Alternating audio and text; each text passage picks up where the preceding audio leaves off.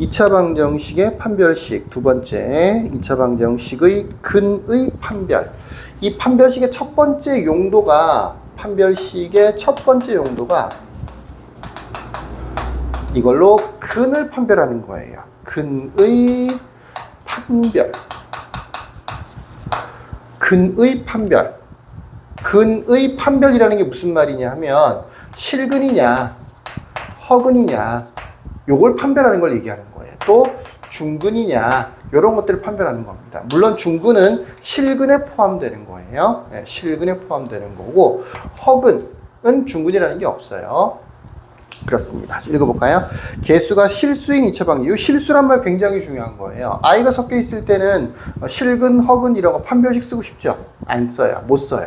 네, 아이가 섞여 있을 때는 안 된다. 개수가 실수인 2차 방정식. 실수에다 특히 박스를 치고 별표를 하나 쳐놓으세요. 루트까지는 괜찮은데 아이가 있으면 판별식을 잘 안 씁니다.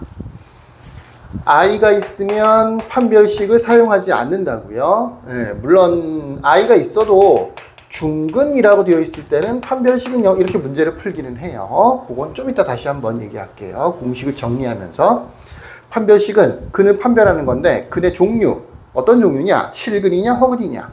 아니면 서로 다른 두 실근이냐 중근이냐? 이런 것들을 판별하는 겁니다. 언제 쓸 수 있느냐? 개수가 실수인 2차 방정식에서만 쓸 수 있습니다. 첫 번째, 판별식 D라고 많이 쓴다고요. D가 0보다 크다. 그러면 서로 다른 두 실근을 가져요. 그 왜 근의 공식에 보면 2a분의 마이너스 b 플러스 마이너스 루트 요 안에 판별식 D가 들어있다 그랬었죠. 그죠? D가 양수라면 루트 안에 양수니까 당연히 실수겠죠. 그 다음에 0이 아니고 양수라면 플러스 마이너스 두 개가 있다는 뜻인 거니까 서로 다른 두 실근이 생기는 겁니다. 두 번째, 판별식이 0이라면 우리는 보통 중근이라고 하죠. 중근. 여기가 0이 되면 루트 0도 0 되는 거니까 플러스 마이너스의 의미가 없어요. 근이 그냥 이렇게 만들어지는 거예요. 2a분의 마이너스 b. 그러니까 근이 몇 개밖에 없어. 한 개밖에 없는 거죠. 이걸 우리는 중근이라고 하는 건데 이 중근 옆에 보면 괄호가 있죠. 서로 같은 두 실근. 중근도 대체로는 두 실근이라고 생각을 한다고요. 두 실근. 근데 서로 같은 거기 때문에 한 개처럼 보이는 거죠. 얘가 0이라서. 그렇게 생각. 좀 이상하다라는 느낌이 들 수도 있는데 요건 요렇게 알아두시는 게 좋아요. 세 번째. B가 0보다 작다. 그러면 허근. 근데 뭐라고 돼 있어요? 서로 다른 두 허근이라고 돼 있죠. 허근도 그냥 허근 한 개만 나오는 경우는 없어요. 2차 방정식이면 무조건 서로 다른 두 허근이에요. 서로 같은 두 실근이 있어도 서로 같은 두 허근은 없습니다. 허근은 무조건 서로 다른 두 개인 거예요. 그래서 그냥 허근이라고만 해도 큰 상관은 없어요.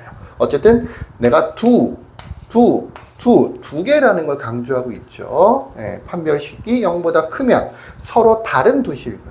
판별식이 0이면 서로 같은 두 실근. 요거를 줄여서 중근이라고 하는 거고 판별식이 0보다 작아지면 서로 다른 두 실근, 두 허근. 네, 허근 이렇게 알아두시면 좋겠네요. 출제가 될 때 이거 두 개를 묶어서 보통 뭐라고도 표현하느냐 하면 그냥 실근을 갖는다 라고 나오는 경우도 있어요. 서로 다른 두 실근을 갖는다 라고 나오는 경우도 있고 그냥 실근을 갖는다 라고 나오는 경우도 있어. 이랬을 땐 두 개를 합쳐서 D가 0보다 크거나 같다라고 해줘야 돼요. 얘도 되고 얘도 되는 거니까 그렇게 뭐 요거 말고는 잘 안 나와. 이렇게 두 개를 섞어서 나오는 경우도 아주 가끔 있긴 있는데 뭐 지금 뭐 당장 잘 안 나와요. 요건 필요 없고 이렇게 두 개가 묶여서 나오는 경우는 꽤 많이 나온다. 실근을 갖는다. 판별식 0보다 크다. 틀렸어요. 판별식 0보다 크거나 같다. 이렇게 된다는 거 알아두시고 표시는 하나 해 놓으세요. 그 다음에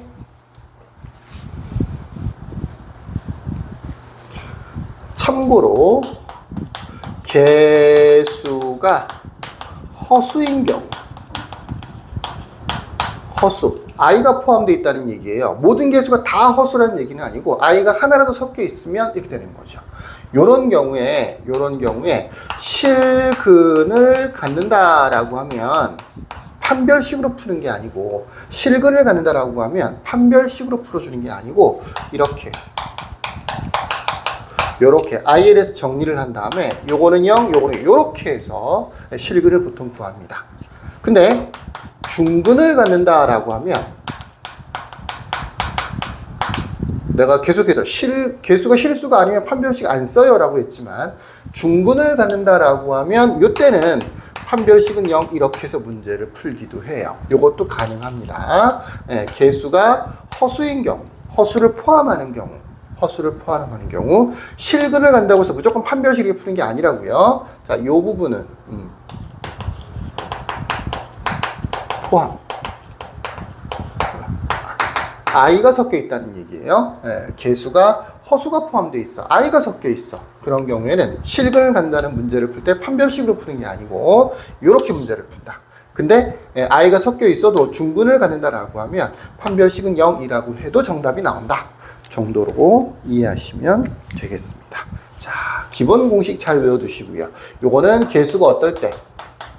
전부 다 실수로 되어 있을 때 기본 사용하는 공식이고요. 허수가 섞여 있으면 긴장하세요. 다른 공식들을 사용을 합니다. 네, 자, 여기까지. 끝.